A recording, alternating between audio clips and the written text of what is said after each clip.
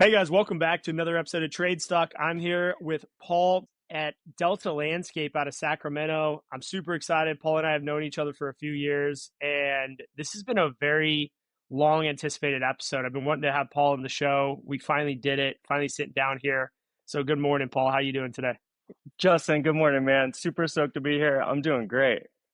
Awesome, man. Well, you got an amazing story. Second generation landscape entrepreneur out of Sacramento, Delta Landscaping. You guys are doing some just incredible things, leading the market in quality, battery powered equipment, culture. Just totally admired by what you guys are doing. Why don't you jump in? Tell us a little bit about. Let's just start with who is Delta Landscaping. I know it was started by your dad, but give us a Delta Landscape story, and then I want to hear a little bit about how you got involved.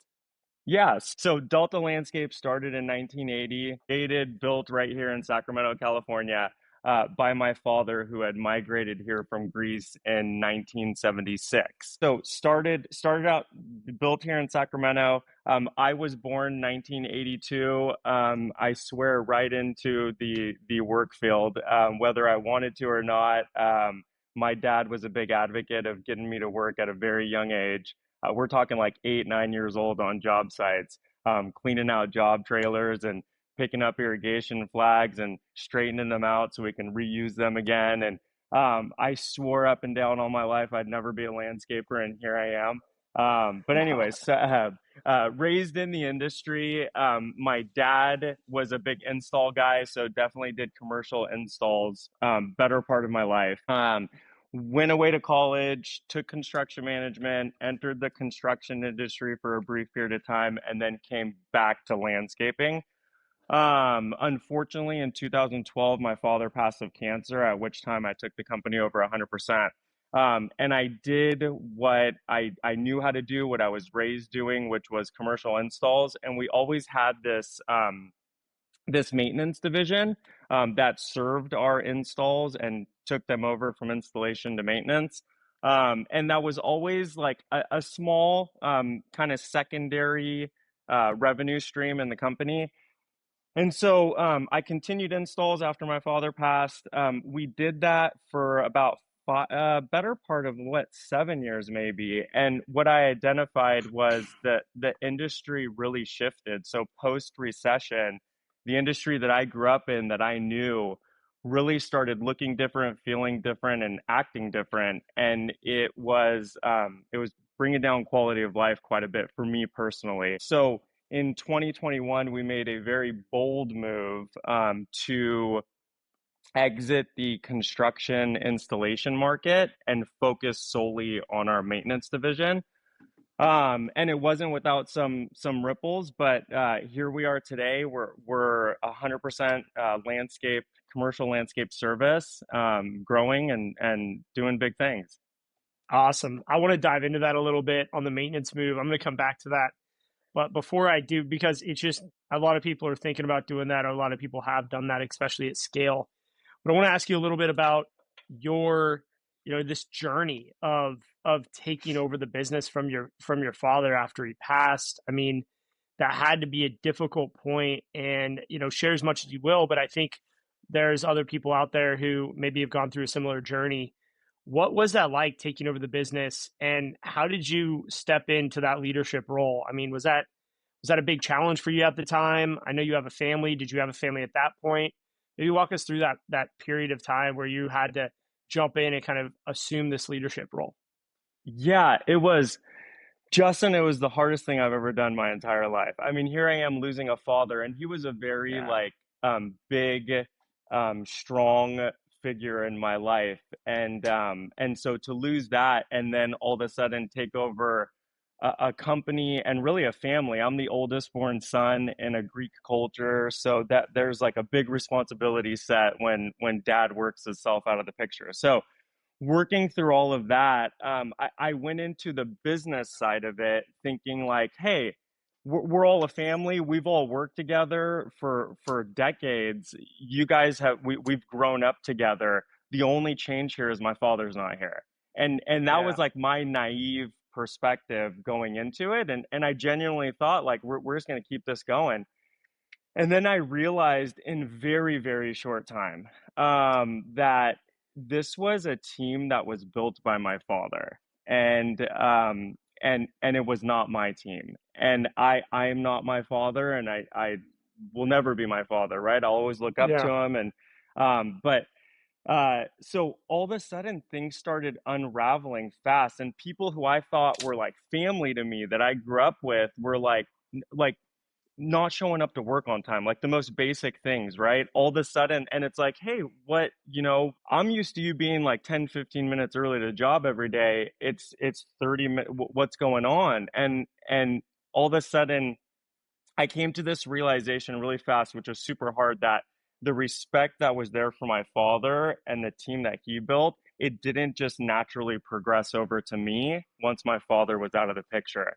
So interesting. here I am taking over a company, and within that, my knowledge set was the job site and getting the work done. That's what I did all my life. That's what I knew how to do really well. I didn't know the business aspect of it.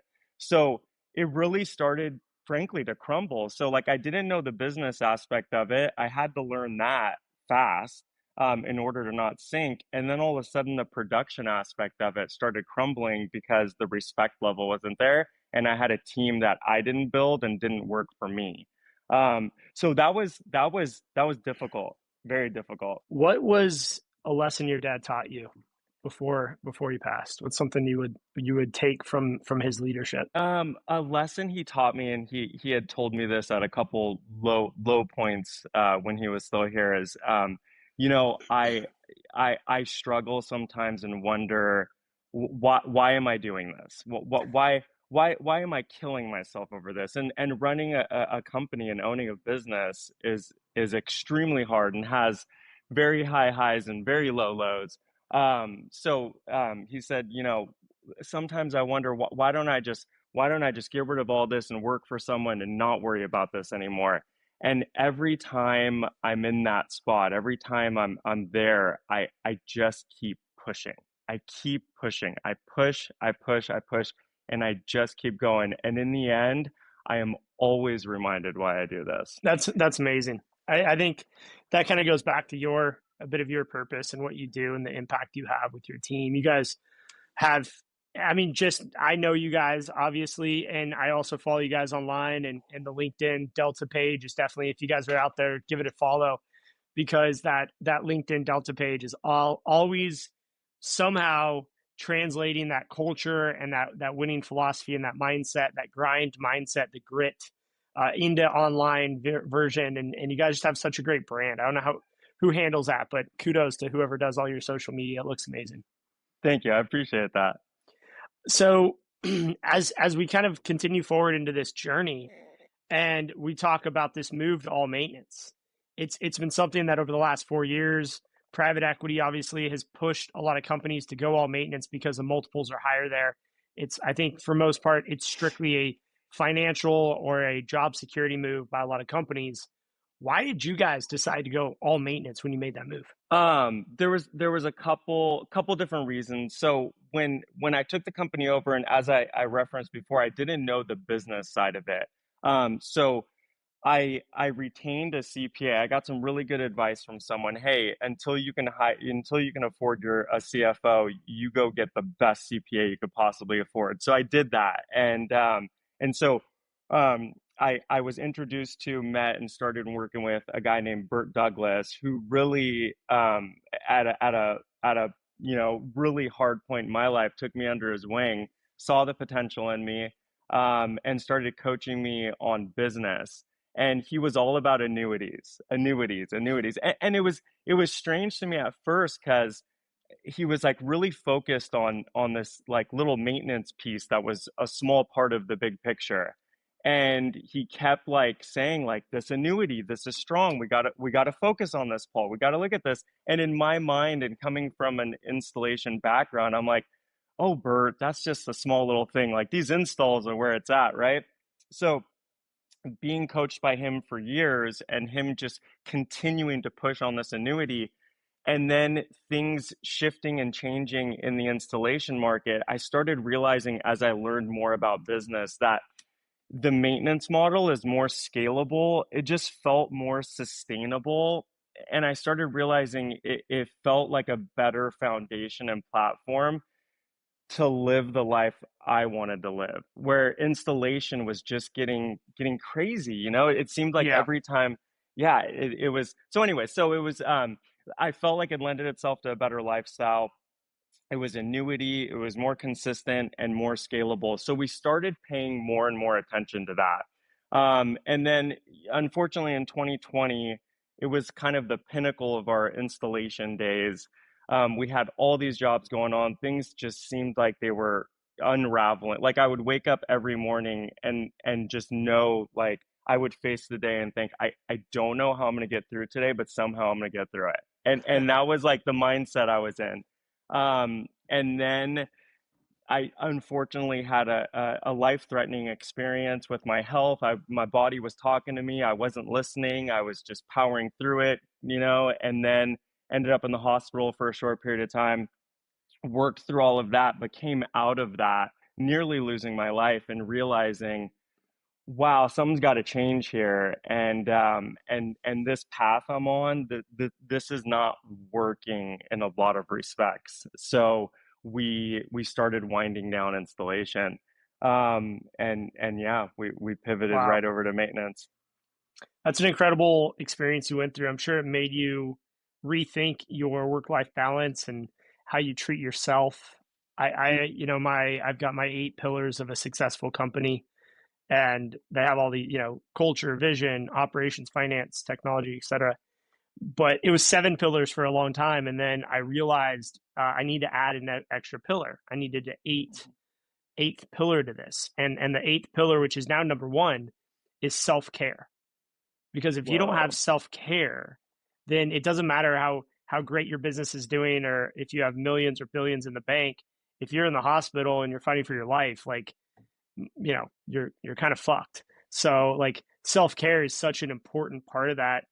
Can you tell us a little bit of, like, I think a lot of people may go through that at like a very minute level, like maybe they have a scare, a heart attack, or something kind of like super small, but you went through something major.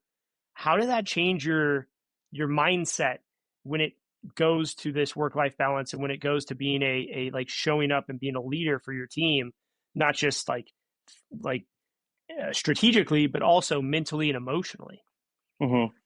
Um, so like real quick, where my mind went on that is like I love your value, and I really respect the Herring group.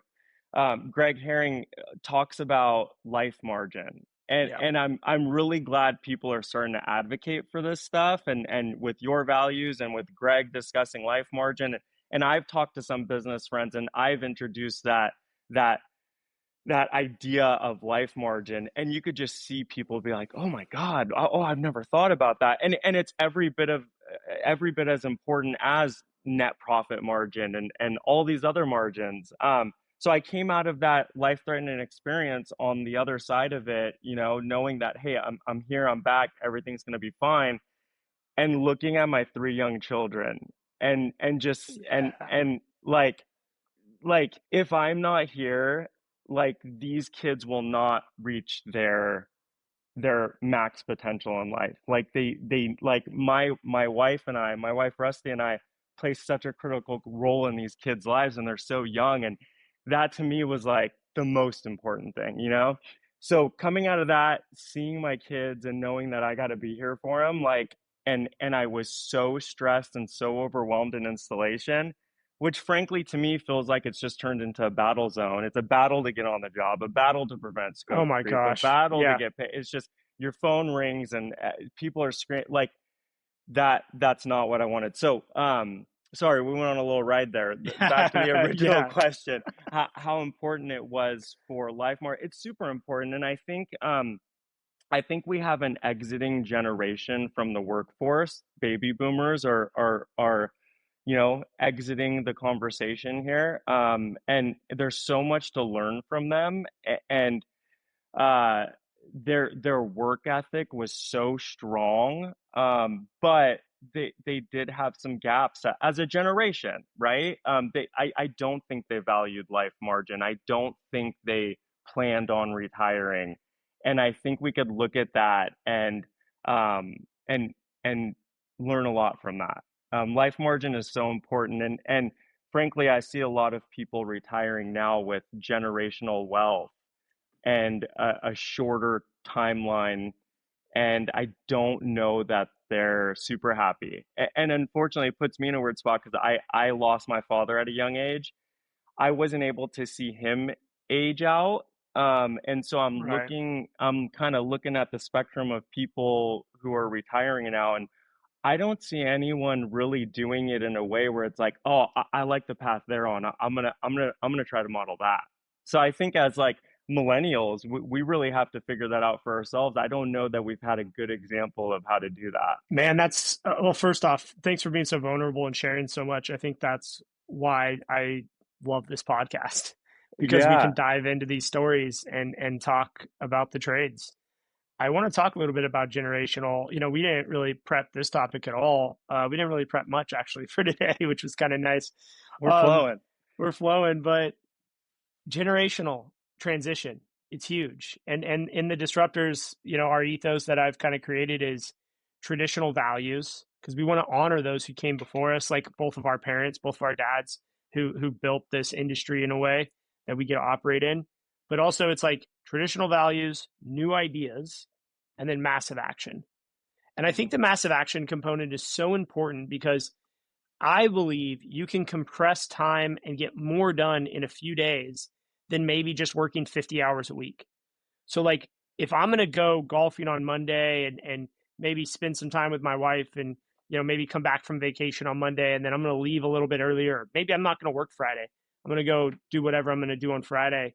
But Tuesday, Wednesday, Thursday, I am going to be so efficient with my time and so focused and so diligent that I'm going to accomplish, 2 weeks worth of work in those 3 days. And I don't think that our parents, or let's just say the baby boomers generation, necessarily had that mindset. It was like, look, I am going to work 10 to 12 hours every day, Monday through Friday, because that's what we do in this industry of blue collar workers. We work every day. It's a hard industry, and they pride themselves on never taking a sick day, working through Labor Day and Memorial Day and all these other vacations. Maybe the 4th of July they take off. But, for the most part, it was like you worked all year long. And then, winter time, Thanksgiving and Christmas, maybe take some time off. But for the most part, Monday through Friday was grind time. And I'm starting to realize it's not as linear as that. It's much more fluid. It's much more integrated. But you got to look at the baby boomers. They grew up with parents who most likely went through or at least had some, yeah, I would say went through at a young age the Great Depression in 1929. Because baby boomers are from like they're born from like 1945 to 1964 or something like that. So it only makes sense that their parents would have been, in that generation going through the Great Depression in 1929, and that instills this level of fear in their kids of like everything could collapse, like stock market might collapse, this might collapse, you might be in a food line, so you got to make as much money and you got to work hard and you got to earn what you can when you can. And I think it created this like grind culture, which I'm not totally against, but where you work until you're 75 or 80, and then what do? And you've worked for 50, 60 years, that's your identity. How do you step away from that? What do you think Oh, it's about that such a that whole thing? struggle. Yeah, Oh man, so much. I think it's interesting because every generation is a little further removed from like real struggle, right? yeah, Like I've been broke before. You've probably been broke before. Broke to us didn't mean we didn't have food to eat, right? But true. you go Yeah, back to, you go back a few generations and a struggle meant I can't feed my family, right? And it's interesting to observe how each generation is influenced by the previous generation and how there's carryover. So like baby boomers grinded, and I think there's another element. They just worked and saved because they were fearful of that struggle and not being able to feed their family. And then they get to a ripe age and they have all this money, not much more time to live. They've worked, and work is their identity, and then they're kind of lost, right? And then hearing you talk about like the millennial generation, how we can grind out for 3 4 days and then take a day off and go golfing. we can, but for me, that carryover from the baby boomers is like, I'll do that, but I feel fucking guilty doing it. I feel so, Yeah. you know what I mean? Like, Yeah, I me can't, too. like, I'll take a day off, but man, don't think for a second in the back of my mind, I feel a little guilty that I'm not like behind a computer, right? You know, responding to emails or like leading the team. And that's interesting. And I wish I didn't feel like that, but yeah, we got to focus on retirement. We have to have a plan. I think there's clearly been a rise in private equity in our industry, and I think largely it's a result of baby boomers like working as if they were going to work forever, and nothing lasts forever, and now they're realizing that, and now there's this opportunity where, hey, there's this there's these really strong, really big companies that have been built with hard work over 3 decades, and a leader that doesn't know where to go and what to do. So let's put some money there and swoop those up. And I don't, you know, I don't love private equity. I Yeah. And so that's just kind of my view of it. And maybe that's a naive view, but that's how I see it. It's very opportunistic, and it takes a company that has been built on really, really diligent hard work and commitment and drive, and then just turns it over to just a profit machine. And yeah, I don't love seeing what's happening, frankly. Yeah. Well, all great takes. And we're recording this a few days before I go to North Carolina to give a keynote at the Leanscaper event on, and I'll kind of share this since by the time this airs, I've already would have given this talk. My whole talk is on the topic of sweat equity. So you have private equity, which PE, private equity, it's been a huge buzzword. Everybody talks about it. I can't get through a podcast without talking about it. I'm obsessed with private equity because it has made such a big impact in our industry. And when you look at the top 100 companies, I'm not going to say a percentage because I don't really know, but I would say if I had to guess, 25% of those companies on the top 100 are private equity backed. And that Wow. is up big time. And I might be undershooting with that compared to 10 years ago. Whereas 10 years ago, you had like maybe 3 companies that were private equity backed on the top 100, right? You had Brightview, you had a few others. Anyway, so this idea of sweat equity is what you were talking about, where you work for 3 decades or you're a family company and you build the value and you build generational wealth through hard work, through sweat. And private equity is the idea of I'm going to take a bunch of money from all these people. I'm going to raise $100 million from 100 people. And then I'm going to take that 100 million. I'm going to buy a bunch of companies. And then I'm going to make them more valuable. And then in 3 or 4 years, I'm going to sell them. And I'm going to sell that $100 million worth of companies I bought. I'm going to sell that for 300 or 400 million. I'm going to give my friends back their 100 million plus whatever return. I'm going to keep 20% of the profits, and I'm going to make, on that deal, I'm going to make probably, let's say you make on 100 million, you make 300 million in return, which would be a great return. You're taking 20% down, that's $90 million. So like, hey, I'm walking away with 90 million in a matter of 5 years. Like, who is doing that through sweat equity in the landscape industry today in that amount of time? Nobody. So what do they have? What does private equity have that we don't? They have access to capital. That is probably the main thing they have. They have deal flow, but I would argue we have deal flow too. We have a network. And then they have this really high level understanding of business. And neither of us went to business school. Neither of us, like, we grew up in the trades. So we have that sweat equity component, but we don't have access to capital for the most part, or like not 100 million. And we don't have this like Harvard, Wharton business school degree that we can hang on our door. But what we do have is we do have a hard work ethic. We do have that sweat equity. We have that blue collar like foundation that our parents and our dad specifically helped instill in us at a young age. That is our strategic advantage over the next 5 to 10 years as this industry continues to evolve. That is sweat equity. And I'm so excited to like dive into this talk in North Carolina, because I'm going to explore this idea of, yes, you may not be able to make 100 or 300 million in 4 or 5 years with sweat equity, but you could probably make 30 million in 5 years. And like, I don't know about you, but that'd be life-changing money for my family. That's So, generational wealth. right. Yeah. And then now Yeah. our kids have like a much better platform. So like the idea of sweat equity, the idea of just this blue collar, get in, build a company, build it right. I mean, what's your thoughts on that? What's your thoughts on this idea of not buying, but truly building?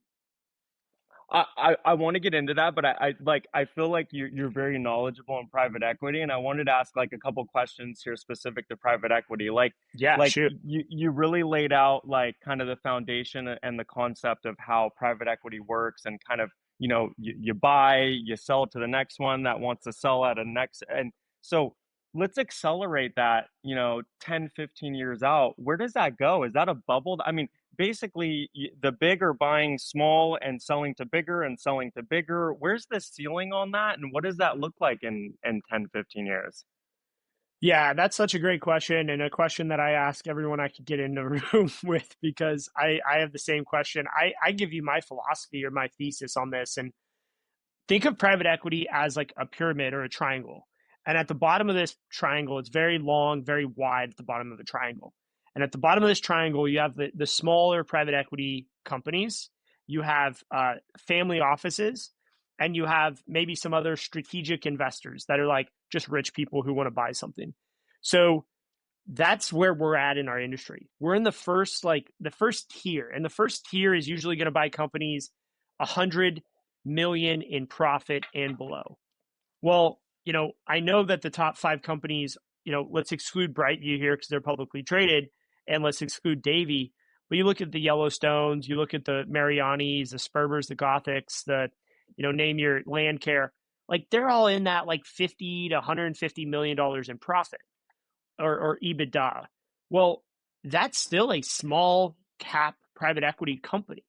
So we're in the first step of this, like I would say 5-step private equity ladder.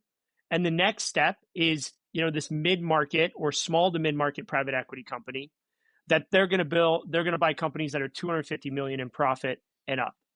And then you got the next step, which is like your mid to upper market private equity company. They're looking at 500 million to $1 billion in profit.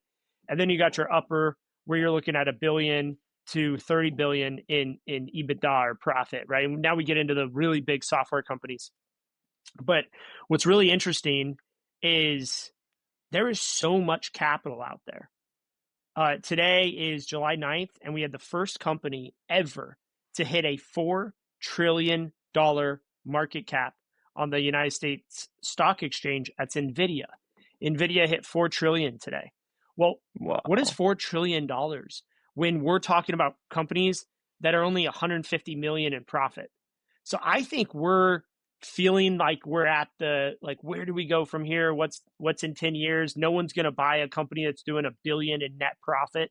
No, yeah, they will. Like, I actually think, and here's where it gets interesting, Paul.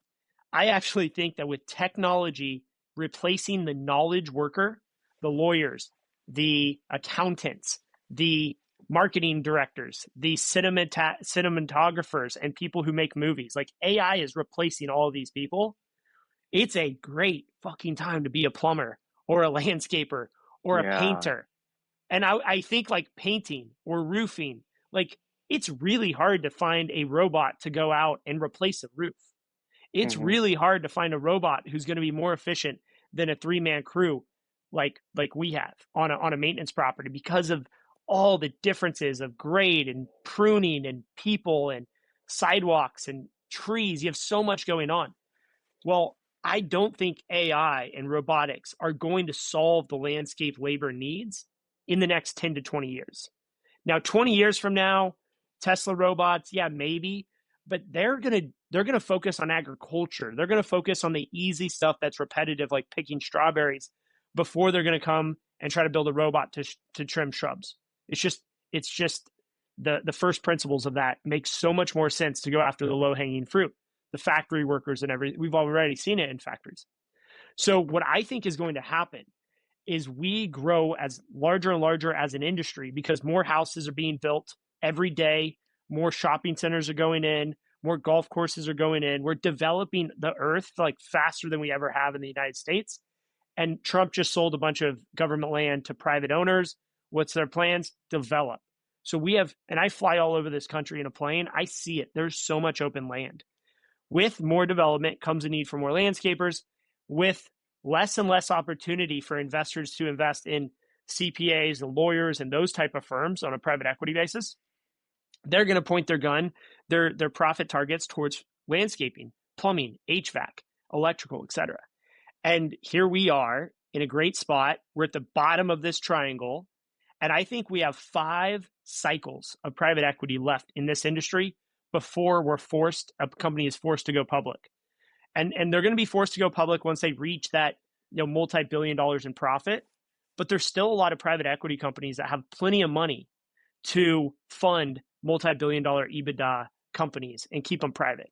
Think about SpaceX. SpaceX is private. Now they have a lot of investors and they're worth billions and billions of dollars. And they have billions and billions of dollars in profit. At least they're getting there now with Starlink. But the cool thing is like they're not publicly traded. And there's a lot of examples like that. So I'm on a bit of a rant here and I'll start winding down. But what I see is that we have 5 cycles of private equity left. We're in cycle number 1 or maybe 2 or 3, but we're still at the bottom tier. Like this is small private equity. 5 cycles and each cycle being approximately 3 to 5 years. I think we have 15 to 30 years of this. And the only reason I say that, and I wouldn't say that if it wasn't for this AI situation, the only reason we have 15 to 30 years is because we are going to be the best investment in 10 years because other industries are going to be disrupted at such a level that we've never seen. Landscaping is going to be the safe place to put your money. So is plumbing, so is trade. So that's why the trades are the best place to be. Time and like intersection, next generation coming in, millennials, Gen Z, even Gen X, different mindset, growth, expansion, treating the employees right, building culture, embracing technology. Like this is accumulation of factors creates this X factor that is just going to make this industry explode in a great way over the next 5 years. And I'm here for it, man. Anyway, Yeah. that's my thesis. So as far as private equity goes, it seems like it kind of started with and the pack is being led by tech world, right? That's really where, in my perspective, private equity really took off and is really like excelling. And frankly, I think in private equity, it's like I think it works, or excuse me, in the tech industry, it works, right? And so when I see that, I see them further along in the journey than any other industry. And what that looks like now is you have your huge companies at the top, your Amazons, your Googles, all these big companies, and they're just acquiring everyone else. And so and let's just explore this a little bit. Let's say in 15 years from now, after the 5 cycles you've described, we get there. There's 4 or 5 different companies. I think that creates a market where people start like right now to this day, and people listening to this podcast, they started a company by themselves and they took a chance, right? Like conversation with the wife, we have this much in savings, I really want to go for it, let's do it, right? Like I think what that could start looking like, unfortunately, in 5 years from now is they get private equity to start the company. Private equity is not just buying companies. Private equity is like, hey, there's a startup. We want to back it with 3-4 million and we want to fill this targeted niche that's missing in the landscape industry. And, all of us are like starting and running companies to provide a better life for our families, for ourselves, to create a platform for others to provide for their families, good culture, all these feel good things, right? They're going to start these companies with the goal of, hey, we're starting with this much private equity. We're going to sell in 5 years by filling this niche. And you're going to have all these like landscape startups. I hope not. That to me is like doom and gloom, but I feel like that's where it might go. But what private equity misses and what worked in the tech world that I just don't see working in the trade world, and we're getting to the same endpoint with a different path here, is there is a level of craftsmanship. We are toying with and trying to dance with Mother Nature. We're not just trying to fill a tech void that could be done with good coding and sold to the next conglomerate. And I think that's what's missing. And to kind of bring this back to private equity in our industry, and what I'm seeing is private equity is coming in.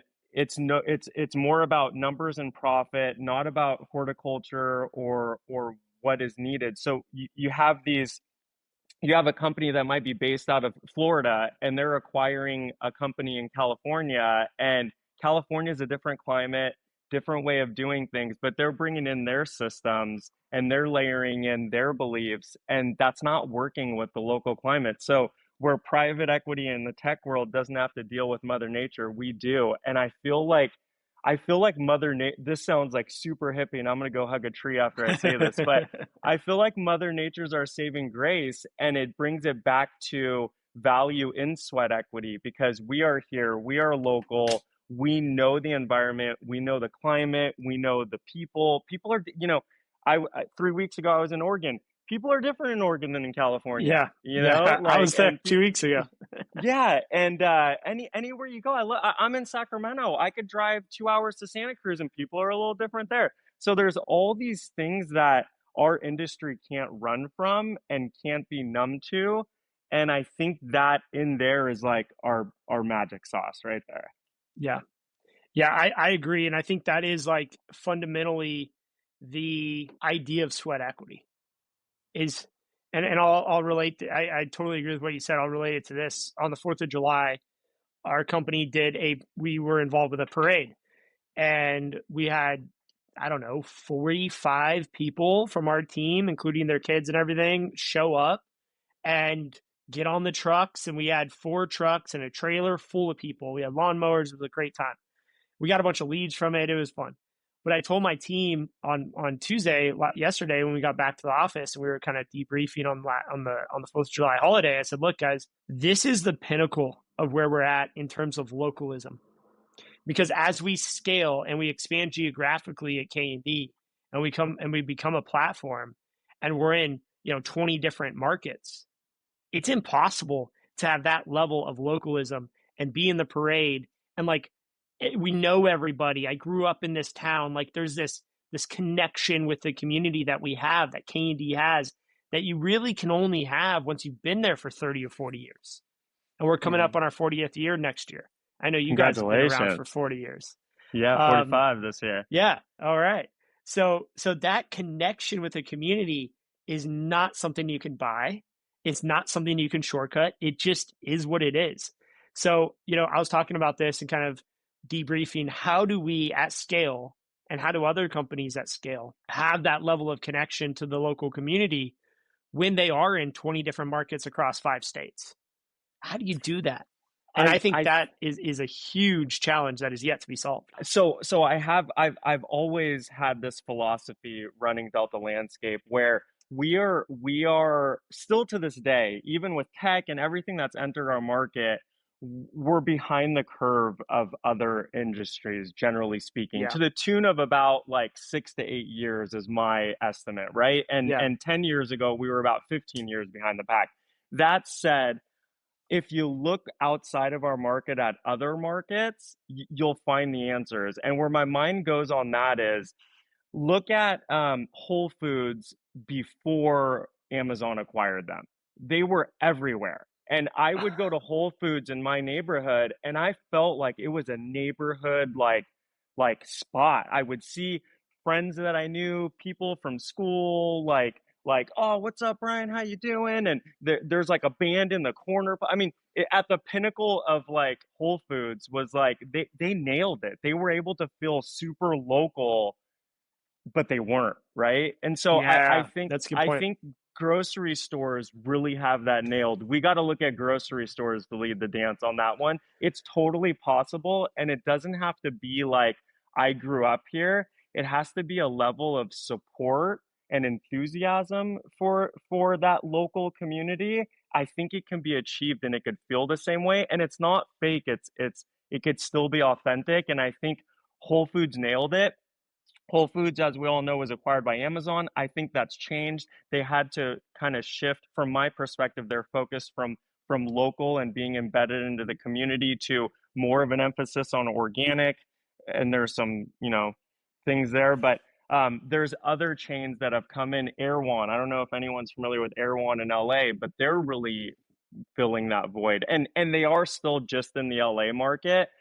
So technically, it was kind of created in LA. It's still very local, but they've branched out. They're multiplying like crazy, and you walk in and it feels very local. So I don't know. I think grocery stores have the answer, and we should really be looking at that. As weird as that sounds. So interesting because I would have never thought to look at grocery stores, but they deliver a service, right? And they're kind of a middleman between people who make the food or grow the food and people who buy the food.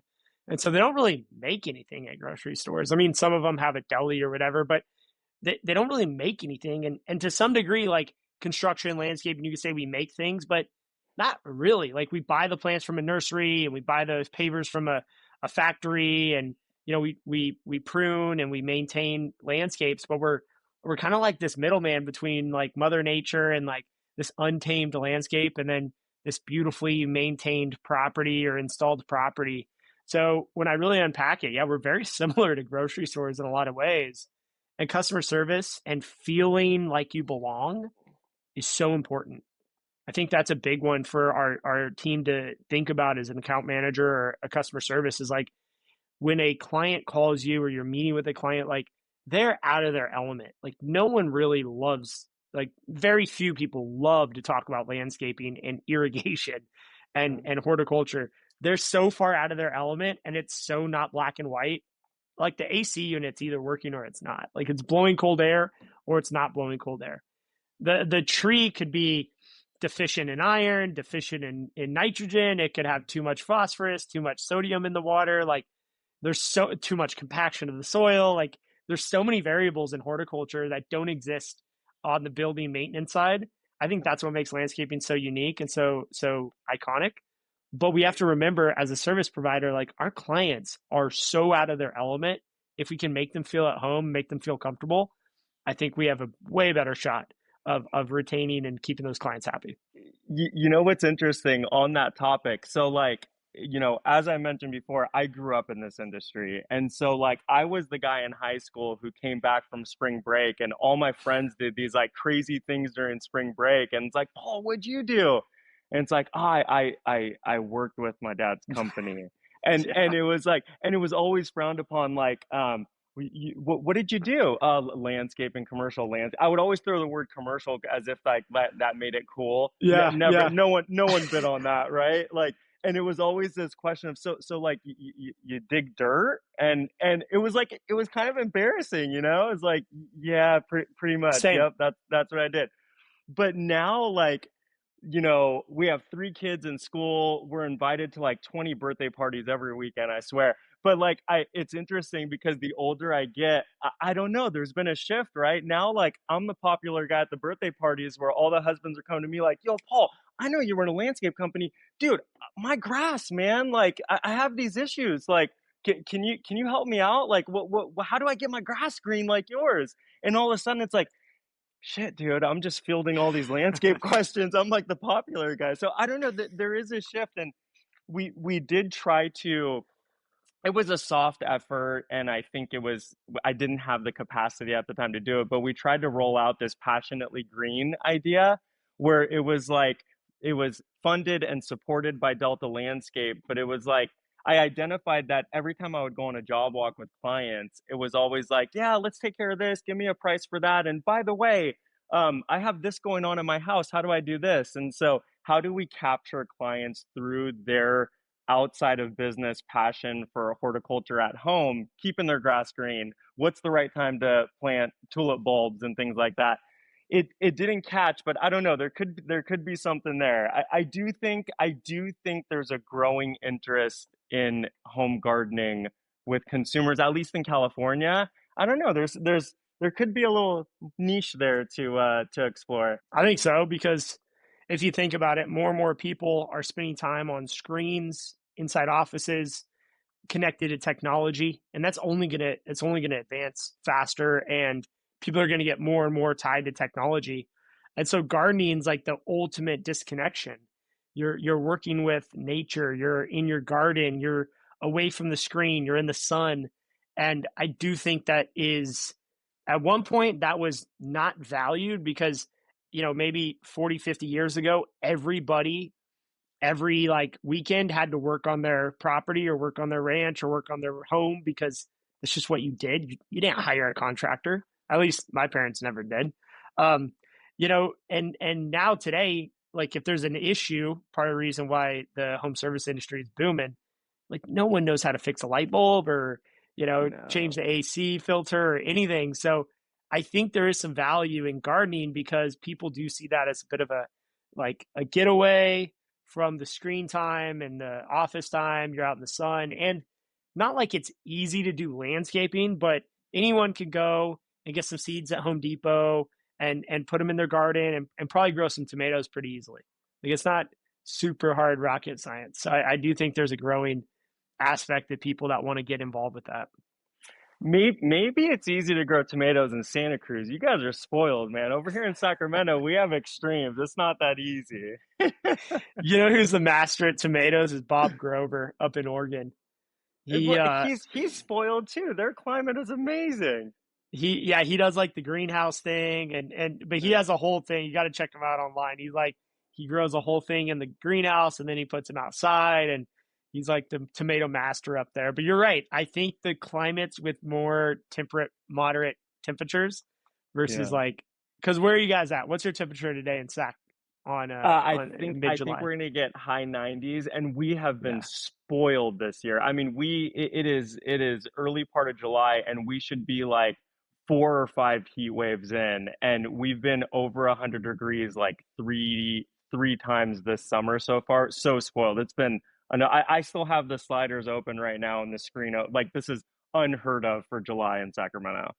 That's amazing. It is foggy and 55 degrees outside in Santa Cruz. Oh snap, And man, that's so crazy. it probably won't get out of the 60s today. It'll probably be like 63, 64 as a high. Yeah, Yeah. yeah. But And 15 minutes east of us, it's 85, 90. wild, right? Yeah. And Yeah. sorry, we're gonna go back to private equity here. That's something that they can't figure out and understand, but us local guys can. I can bring my operation to Santa Cruz. Man, I've got a huge learning curve. There, Oh, same, man. I don't know what to do with middle of July, 55 degrees and fog. I'm born and raised in this industry. It is in my blood. You throw me in Santa Cruz right now and tell me to run a landscape service company, and I'm going to be at a little bit of a loss. Well, you and I basically we talk every week and we talk about the differences of our markets because you're like, oh yeah, our property managers vacancy rates are low, or vacancy rates are high, should I say, and we're comparing our markets, and even though we're 3 hours away, people I think from anywhere else in the country would put Sacramento and Santa Cruz in the same bucket as like, oh, it's Central California. Like they're probably going through the same things.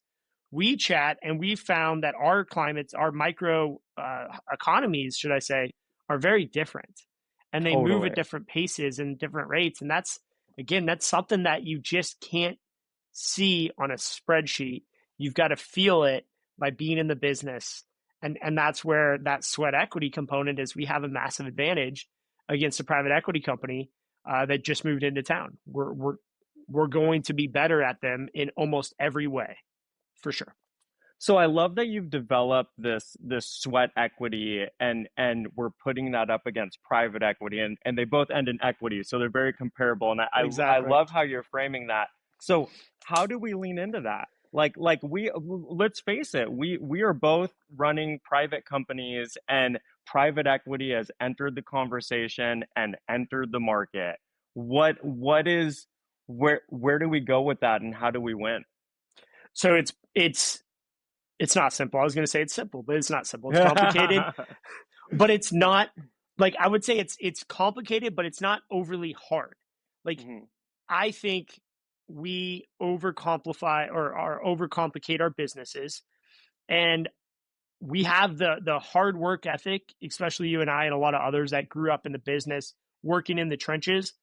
Like I always think, like, the reason I wake up early and get to work and work hard every day and try to build the best business possible is because I really don't want to go back to digging ditches.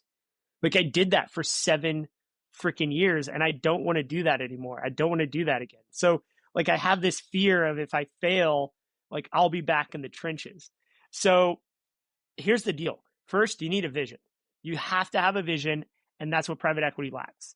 Private equity's vision is, for those who are invested, we're going to make you a lot of money. For those who aren't invested, maybe you'll get some equity at some point, or you'll get a little bonus when we sell the company. But it's all about EBITDA. It's all about multiples. It's all about the valuation of that industry or that business or that segment. That's their vision. Our vision is so much different.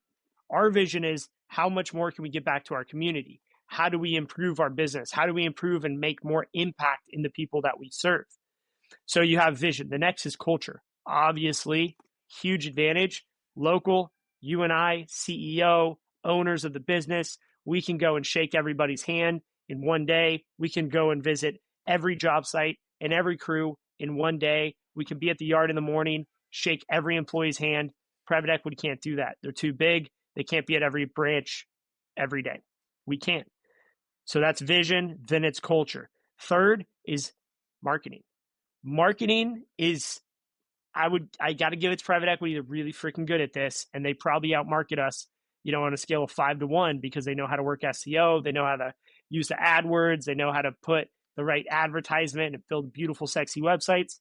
So you got to lean in to the grassroots marketing. You got to lean in to go into the local events. I see you guys. You guys are at all these BOMA, CAI events and everything, and you guys represent Santa Cruz, or Sacramento has roots. Like, that's your thing. And like, that's your marketing. Then we go into sales, and I think we can outmatch them on sales, because who can show up to a sales meeting and close the deal? The freaking CEO and owner. You, Paul, can show up and say, I'm the owner, I'm the CEO, here's my cell phone number. I live 15 minutes away from this property. You can call me at any time and I'll be here. That is something private equity can't do. So we've got vision, we've got culture, we have marketing, we have sales. Then you have financial optics. Financial optics is very challenging in a smaller business, because we don't have these analysts looking at our financials. But what we do have is, we have people like Greg Herring helping us understand the difference between life margin and gross margin, and why they're both important. And we can get into the weeds on our financials at a very deep level, something that private equity would arguably can do, and maybe they do better. So we'll give them marketing, we'll give them finance. Now you have operations. Operations, again, you're local, you're there. Our work is so dependent on the ability of our teams to be motivated to work, showing up, working hard, being efficient. You can have every spreadsheet and every key performance indicator and do all these things, but if your team does not buy into the vision, buy into the culture, and believe in you as an owner and a leader, they're just not going to work that hard. And that's just going to make your properties look worse and take longer to maintain.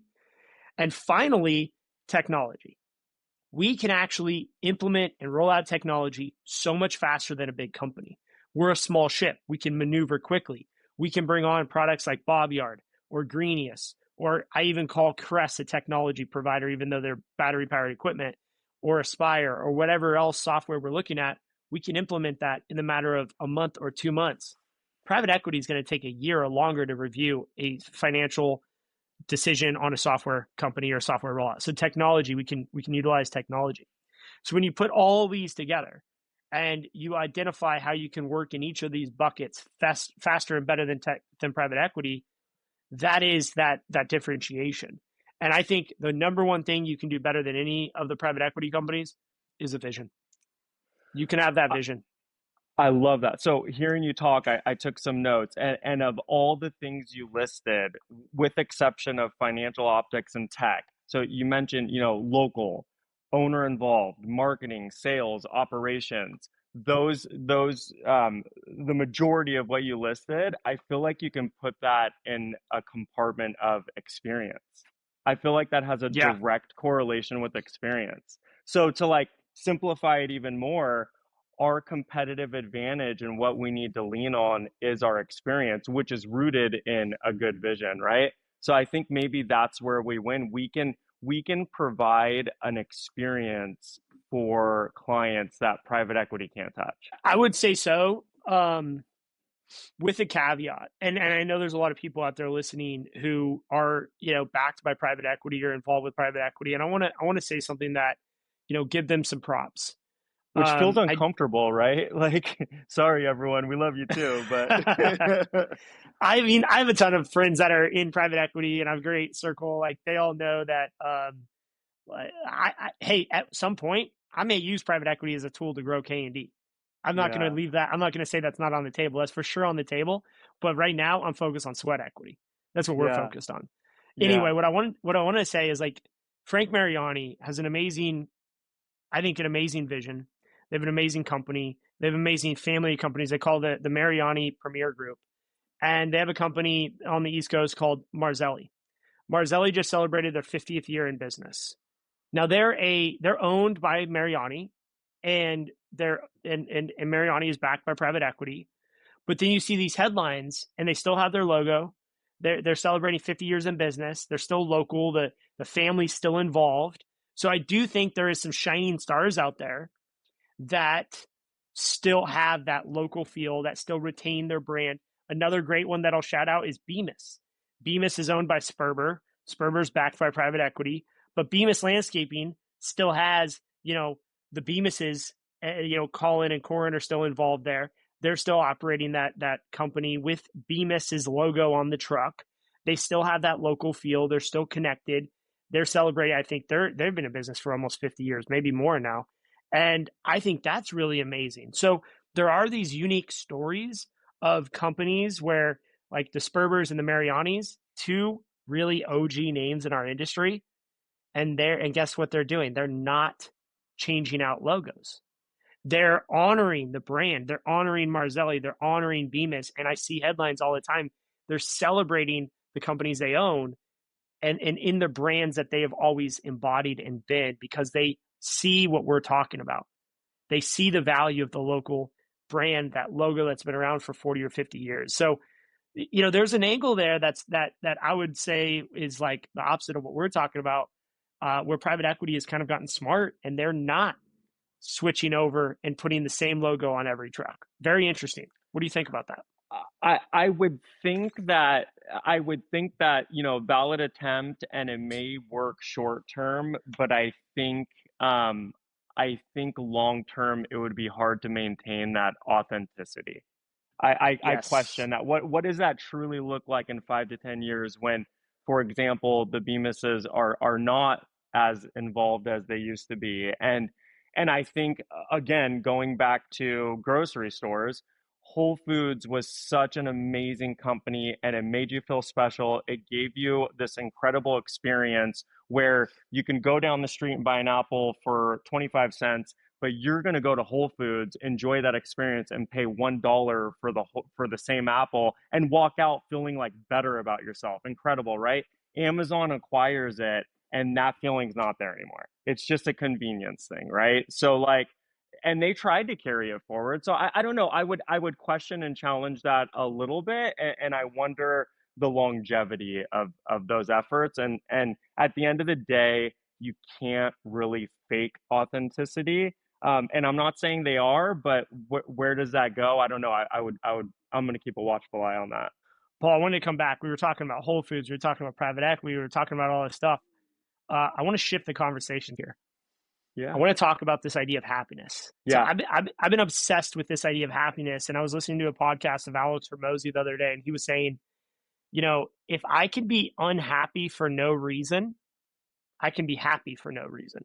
I thought that was so powerful because how often do you find yourself frustrated or, maybe a little bit unhappy or unsatisfied with the moment you're in? And then when you like, if you have that, it's not often, but if you have that chance to be aware of your feelings and emotions in that moment, you're like, why the fuck am I unhappy? Like, there's no reason to be unhappy, but I'm unhappy right now, or I'm frustrated right now. And Yeah. it's like, if you can be frustrated and unhappy for no reason, why can't you be happy for no reason too? You've always struck me like you've always shown up as like happy, motivated, excited, energetic at every conference I've seen you, every time we've interacted. Like, how do you do that? How do you just have that energy about you? Ooh. Thank you for that.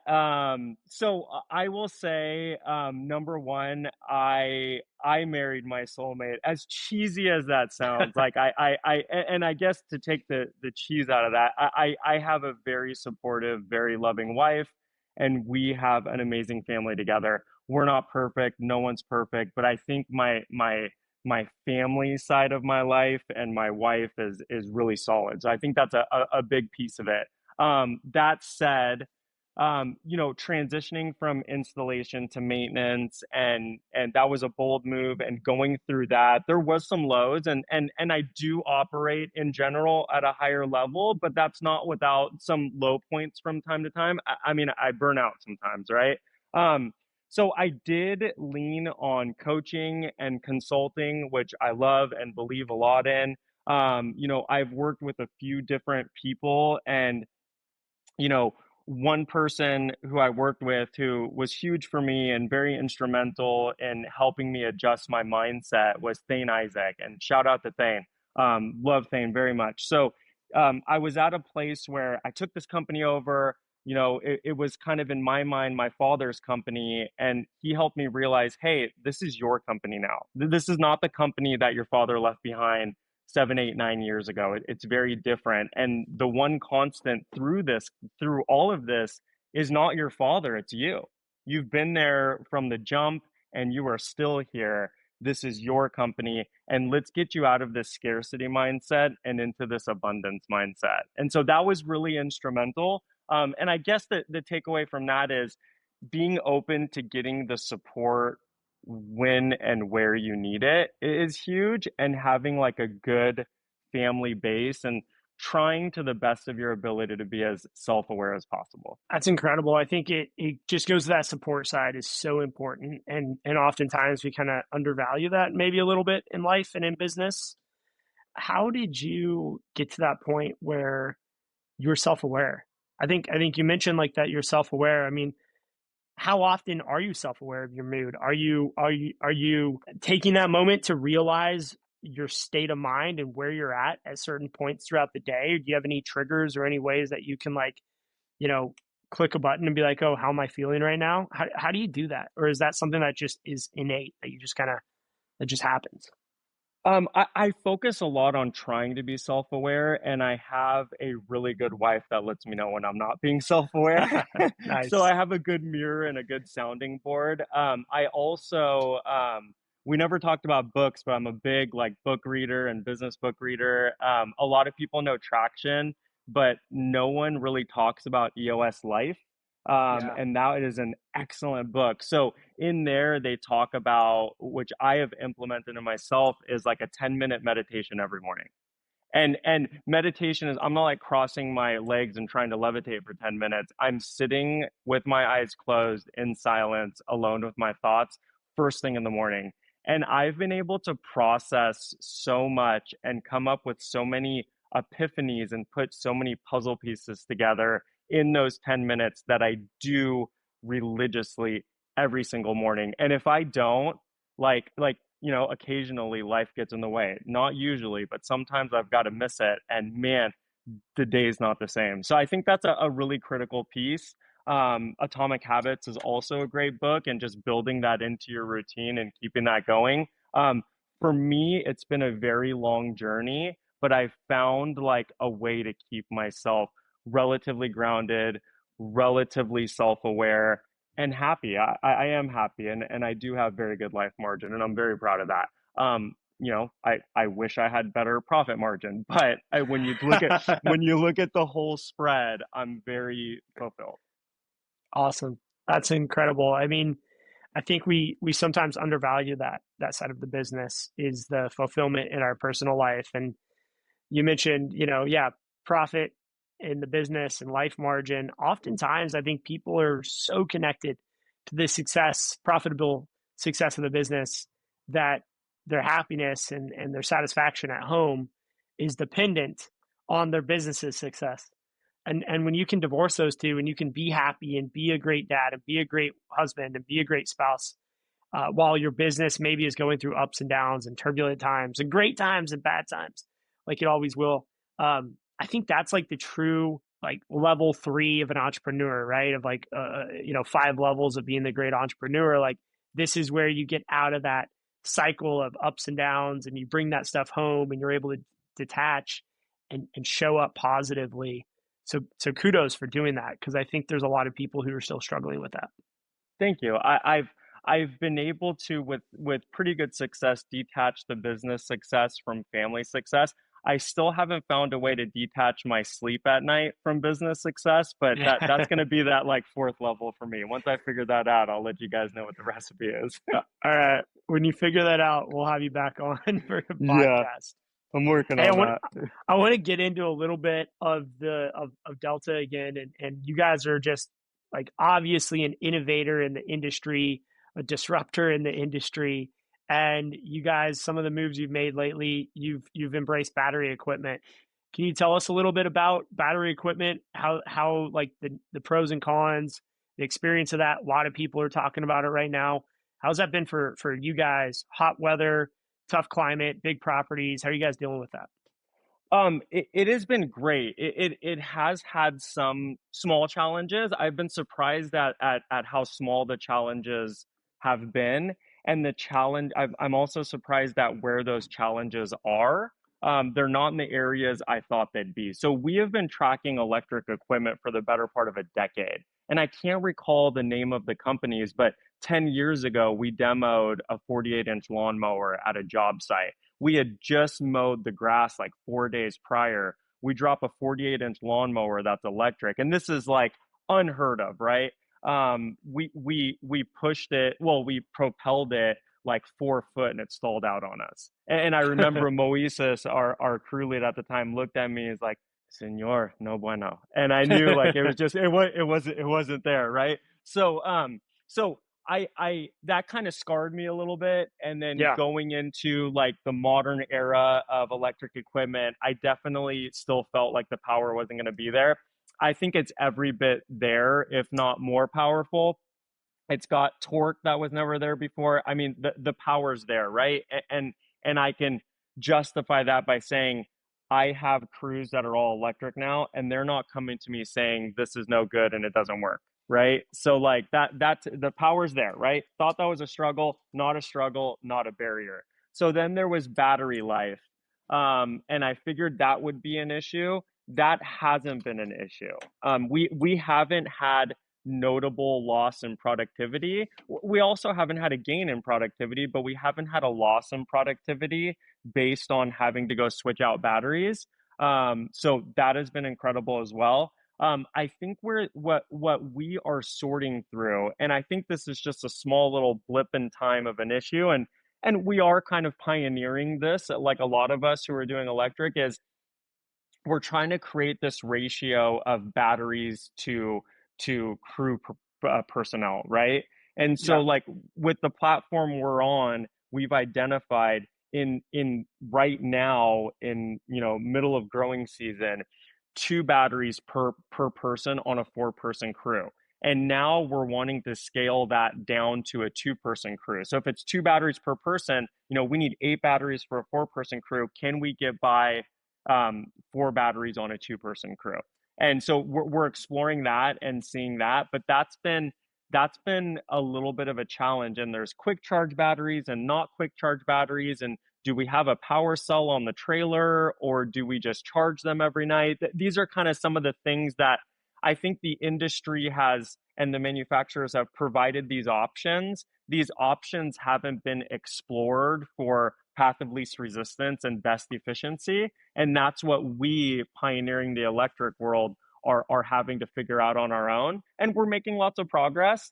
So how many batteries to person, and does that scale? And also, does that shift as we go into leaf drop season and we're predominantly using blowers? I suspect it does shift. How do we accommodate that? Do we have a backstock of batteries? What's the new ratio for these months out of the year where leaf drop is happening? We have to pioneer that and figure that out as well. The other thing we're having to figure out is charging. And so Yeah. there's lots of options out there. Like there's these diverters where you plug one into a 20 amp and then you plug all your chargers in there, and then it rotates through the chargers to divvy out electricity and charge everything evenly without, popping your breaker. But how many chargers can you plug into that and charge overnight and have ready to go the next morning in a 12-hour period? I might begin boring here and going on a rant, but these are the things we're having to figure out. And I didn't going into it, I didn't realize these were the things we have to figure out. Technology before it entered the landscape industry for me was like an iPhone. It was all figured out before it got into my hand. You know what I mean? Yeah, yeah. This Plug and this play. is yeah. This is not plug and play. This is you have 20 different ways to plug and 20 different ways to play. Find the one that works best for you. That's the challenges and the hurdles we're working through right now. Going into it, I thought the hurdle was like it's not going to have enough power and my guys aren't going to want to use it, and that has not happened whatsoever. So yeah, that's been our journey so far. Interesting. Yeah, I think that's the main resistance that I hear from people is, yeah, it's not going to have enough power. The guys are going to hate it. It's not going to work. But it is so much of those other challenges that are more operational or you know, getting the charger set up and getting the infrastructure set up that seems to be the biggest challenge for most people. Interesting that we were at a Crest event a few weeks ago in LA. Or no, you weren't there. You were at Colorado. That's right.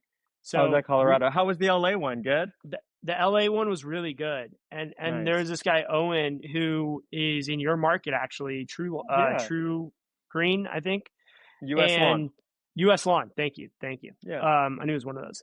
And he doesn't have power at one of his branches, but they're 100% electric. So he got F-150 hybrid trucks and charges the batteries in the trucks.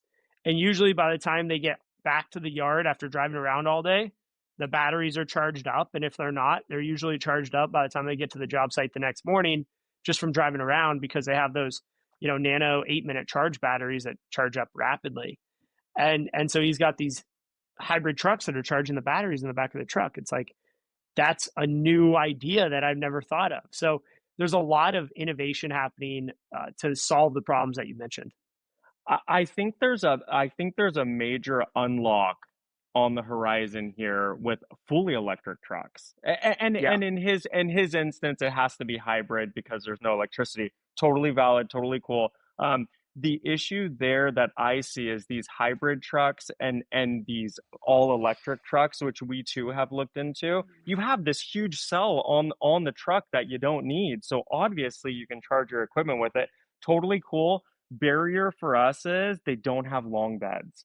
And I like Yeah. I hope the truck market comes around to that quick because the moment they have a long bed that can handle the capacity of waste that we collect from our job sites on a daily basis, I'm all in. And it would give me a great deal of pride to say I have a like we claim like we have fully electric crews. They're not fully electric. They're gas powered Trucks. trucks. Yeah. Yeah, like this is a little bit of smoke and mirrors, frankly. I call myself out a little bit here, but man, I do want to go fully electric. The market doesn't allow me that just yet. Yeah. Yeah. What have you seen from the customer side as far as reception on battery powered blowers, weed eaters, hedge trimmers, those loud equipment screaming two stroke engines to the batteries? What's been the reception there? So unfortunately, I haven't had much, Yeah. and so going into it, I thought like to me, there's this visual side of electric where you see a crew running electric. And the first time I saw a fully electric crew running was in Hawaii. I was at a resort in Hawaii, and everyone, like, there's a service crew there in the morning using Makita lawn care equipment. And my mind was blown, Justin. I'm like, oh my God, this is like, Yeah. I am in the future here, right? So, maybe I'm just like a nerd with this stuff, but I thought we'd have really good reception from clients.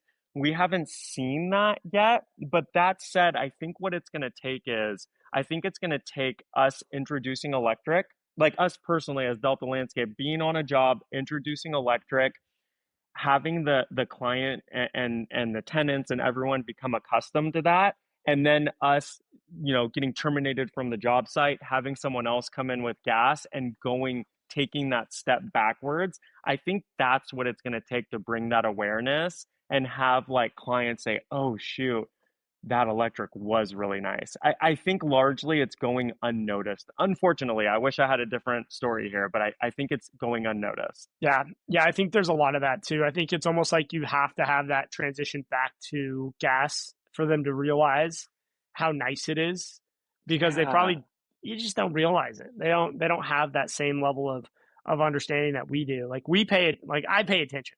I was on the golf course the other day. I guess I golf a lot, but, um, I was, I was on the golf course and it's a super high end, like fancy golf course that we got onto. And we're on the third tee and teeing off, and there's a gas powered blower just ripping on the backyard of a house right next door to the tee box. And I'm like, this is so annoying. And I notice that now more so than I ever have, just because I'm paying attention to it. I don't think your average public community member is really paying attention to it. But within that, we notice it because it's loud and obnoxious. If that was electric, you wouldn't have noticed it. So there's that lack of appreciation because that pain point's not. It removes a pain point and kind of we just only pay attention when there's a pain point. So maybe that's it. Because I too am like that too. Like it's really interesting. I used to hear a blower 5, 6 years ago, and it was just like, well, close that door. That's pretty loud. Now I hear a blower, and the first thing that happens to me is I get a little enraged. I'm just like, dude, that's so obnoxious. Like, what are you doing? Get electric. So it's Yeah, interesting that shift. But if I didn't hear it, it wouldn't be a pain point. I totally get that. I'm the same way too. When I hear the blower, I just want to be like, what are you doing? Move to electric already. It's the power, I think, on the blowers that has been the biggest surprise, and our guys are finally saying, all right, like we're down because the powers there are even better than what it is. And we got to see some of the actual data behind that in Colorado when they showed, Don Gao showed us some slides of the Crest backpack blower where it has like the same amount of newtons or whatever that the steel gas blower had. And that was like the first time I saw data, like they measured the wind speed and said, hey, these are similar, the battery's actually a little bit more powerful than some of the gas. But up until that point, I didn't quite buy the power side, but it's there. It's for sure there. It's it's totally there. And I think there's still so much benefit to electric that we haven't unlocked yet. And I'm going to call out the electric manufacturers right now and call to action.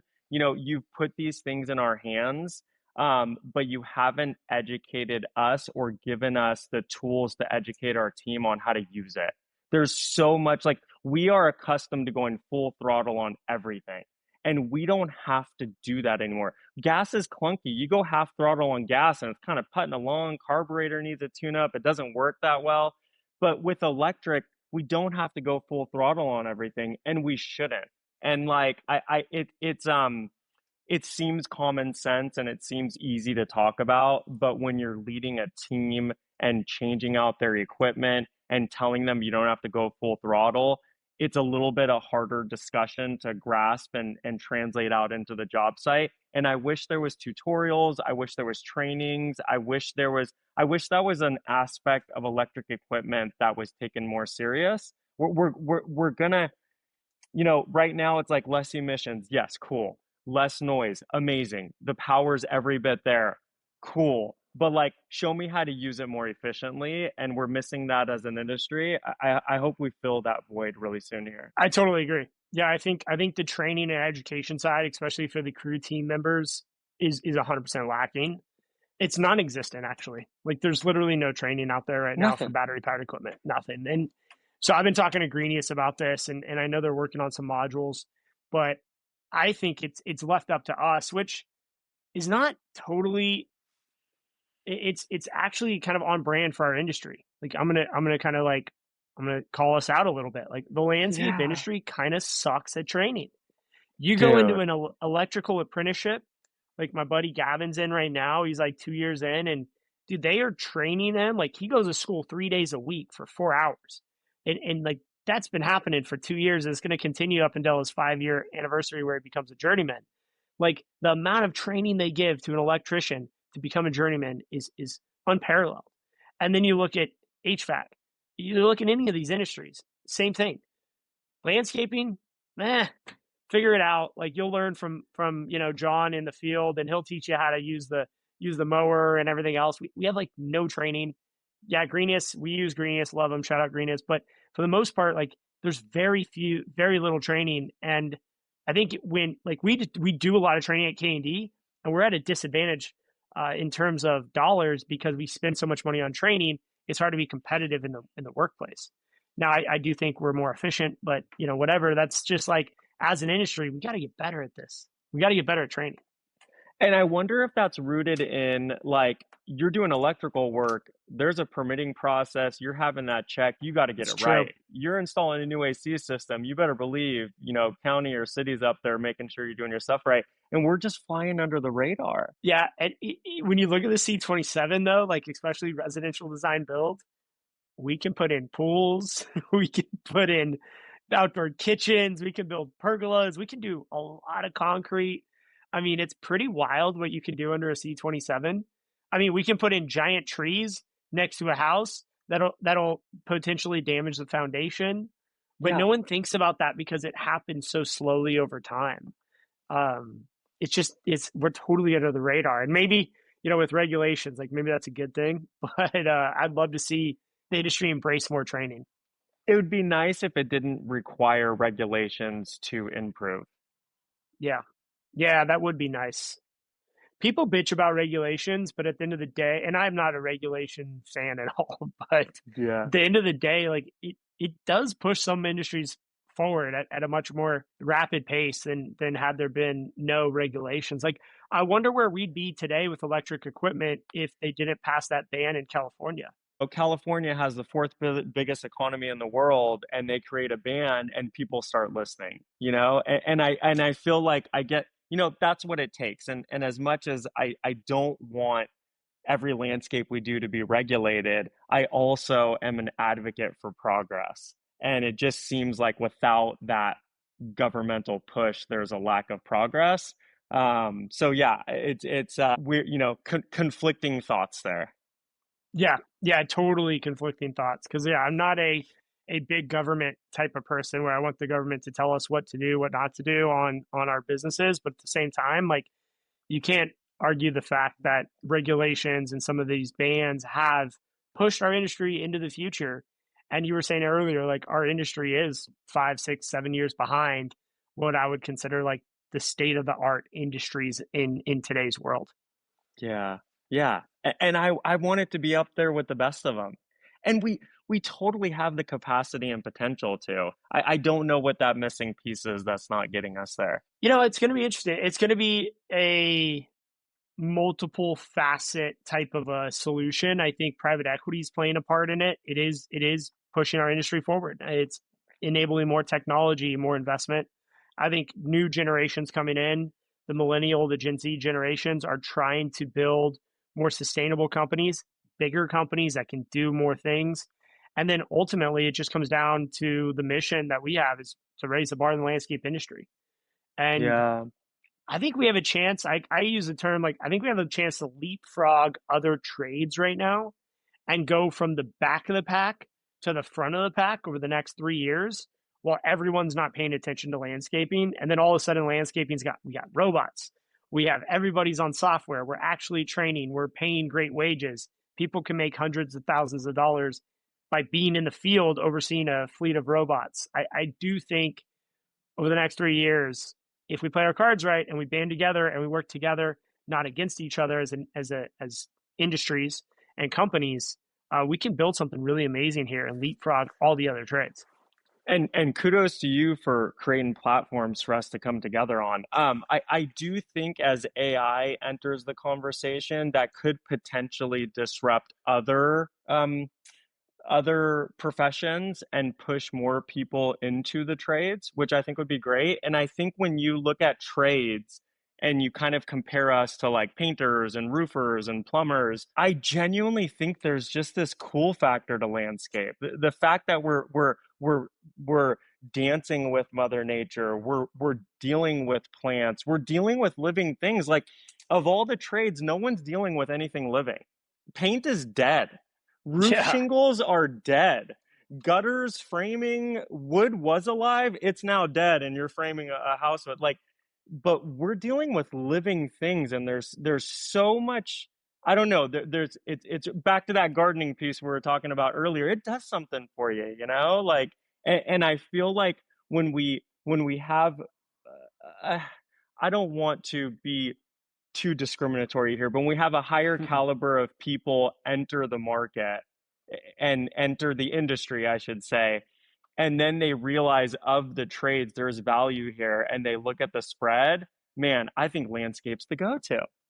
Very Yeah, biasly, right? But man, there's just something cool about landscape that I think other trades don't can't compete with. I totally agree. I mean, yeah, we're totally biased here, of course, but you know, it's Just a little. you know what's interesting though, to just unpack this a little more, is when I was 18, 19, like the last thing I wanted to do was become a landscaper. And you had kind of mentioned a similar feeling of like I didn't want to get into landscaping, and now it's totally my passion. Yeah, totally. My dad was like super stubborn dude and Greek and from Greece, and I would vent to him as a child like I don't like landscape and I'm never gonna do this. And he would always break things. He was a numbers guy, right? And Yeah. he would look at me with his hand on his chin and he'd be like, well, my name in Greek is Pavlo. He'd be like, Pavlo, I am 98% sure you're going to do landscaping when you grow up. And I'm like, no, Dad, you're wrong. And boy, was he right. But like, you had mentioned earlier self-awareness and operating at a higher level and being happy. Man, I think another piece of that is I love what I do. I genuinely love what I do. I don't love, you know, coming to an inbox that's 100 deep and having to knock it out by end of night. There's certain aspects of running a company that are hard, right? Which is why not everyone does this. But generally speaking, I absolutely love what I do, and I love being in the green industry. And I love the people in it. I love the trajectory it's on. I love the path forward it's moving in. I love everything about it. Yeah. Yeah, man. I'm so with that question, what's the future look like for Delta? What does that look like for you guys? So we want to continue down this path of commercial service. I think it's an interesting time in the market. I guess the short answer is there's still some question marks around that, but let me dip into the long answer here. I think in general the market right now wants price. Price is king.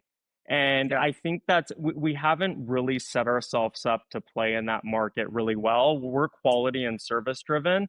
Quality and service doesn't come at a cheap cost. So we're having to figure that piece out and stay true to ourselves while also trying to accommodate the industry. There are some challenges there, but we're trying to not focus as much on what the industry is wanting and needing right at this moment. We're trying to look ahead of it because whatever the market is at now and whatever the pain point for customers is right now, which we believe is cost, is not going to be there, I think, in 3 to 4 years. Certainly won't be there in 10 years. It'll be something else, right? So when we look ahead and try to refocus on what's next in the market and getting ahead of that versus kind of coming down to where the market wants us right now is I think convenience and ease and a word we've been kicking around a lot and I feel like a revisit of values is on the horizon here.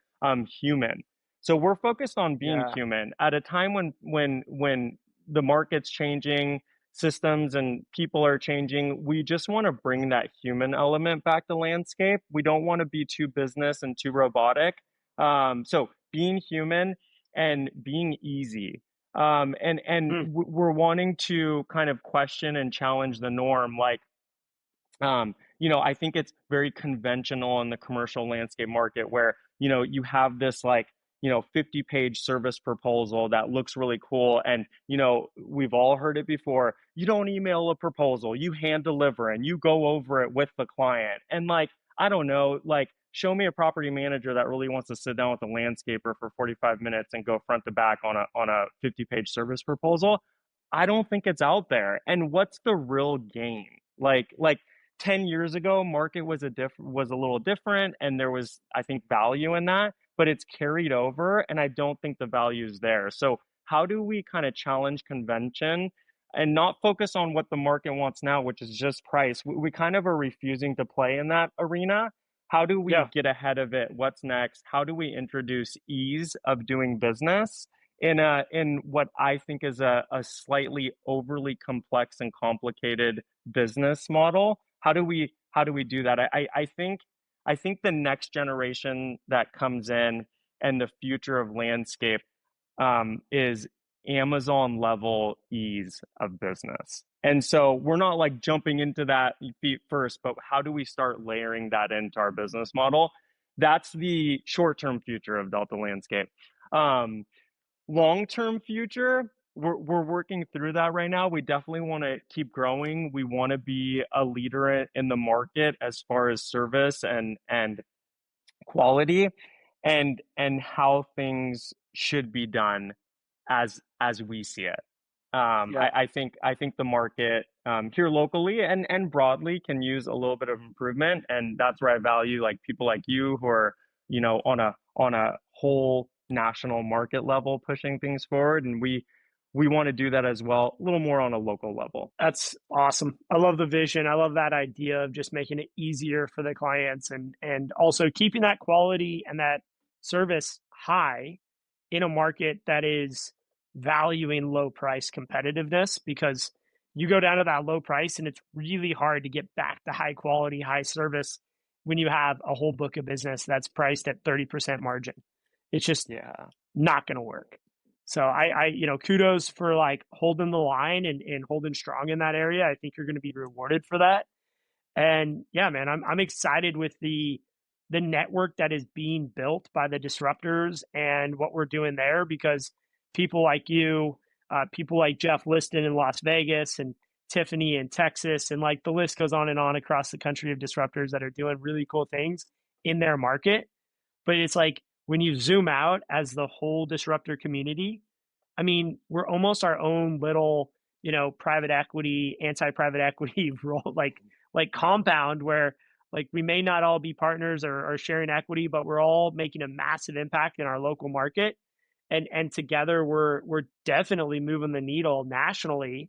And I think that's like the place where we can gain a little bit of an edge in those areas against the private equity big boys, because we kind of get that same level of resources. Like in 2 hours, we're gonna do the live disruptor call, and we're gonna talk about battery equipment. We're gonna talk about all that, and so we're sharing those resources at a national level, which, you know, as far as I know, is like never really been done before, besides like the National Association of Landscape Professionals in ALP. But I mean, that's like a once a year conference kind of thing.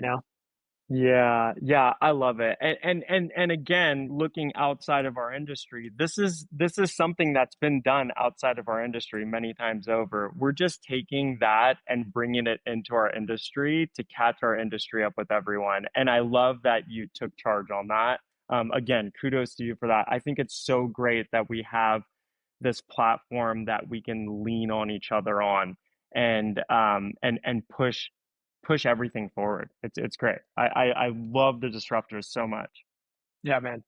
Thank you, and thank you for being a part of it and being one of the founding members, helping to make that happen. So Heck yeah. it's great. So to kind of wrap things up, I always ask our guests for a trade secret, and you've shared so many of them, honestly. But as we wrap up, what is something that you want to share that's really something you've learned in the trade, something you learned by experience, something you'd like to share with the audience as a closing thought? Yeah. Thought about this. There's a few different things, but I think one thing in particular I'd love to share with everyone is when I took this company on, I had this vision and this goal of like I'm gonna grow this company and I'm gonna hire the best people once I get big and then just keep growing. And these are kind of naive, like overly young and ambitious thoughts. And now having done this for I've owned and ran this company for 13 years now. And so now there's a little bit of time to look back on. And looking back, I think where I was wrong with that and what I've shifted and done is you don't get big to hire the right people. You hire the right people to get big. Mm, And I didn't fully understand that. And so then, the question is, well, you're not big, so how do you afford those right people? And that was like the barrier, naively I thought was there early on. And so my answer to that is you have a vision. You mm, hire people with vision, not with dollars. And if you have a compelling vision that you truly believe in and you dedicate yourself to achieving that vision, you could sell that vision and attract the right people who help you build the right company. And so we've been on that path for some time now, and it's so fulfilling, so rewarding. And back to that, living a fulfilling life, that is a part of it. We have a vision and we've attracted the right people to align with that vision. And this is not easy. It will never be easy. If you're looking for the easy path in life, don't own a company, but it is so rewarding. Yeah, that's my bit of advice there. yeah, I love that, man. Yeah, I'm a big believer in vision, and I've seen your team grow with some great people, and I think a lot of that has to do with the vision. So you're living this trade secret, and kudos to you guys. Yeah, thank you, man. Hey, what a pleasure being on the podcast, Justin. Really enjoyed it, man. Yeah, Paul, thanks for being on, and thanks for taking the time. So we'll talk again soon when we get the studio set up in Santa Cruz. I'm going to have you back. We'll have to have it part two. I look very forward to that. Can't wait to check out the studio. All right, man. Have a great rest of your day. Thanks. Cool. You too. Bye. Thanks for tuning in to Trades Talk, where the next generation of disruptors comes to raise the bar. If you got value from today's episode, share it with someone in the trades who's ready to level up. For more tools, insights, and community, follow host Justin White and join the movement at jwhitegroup.com.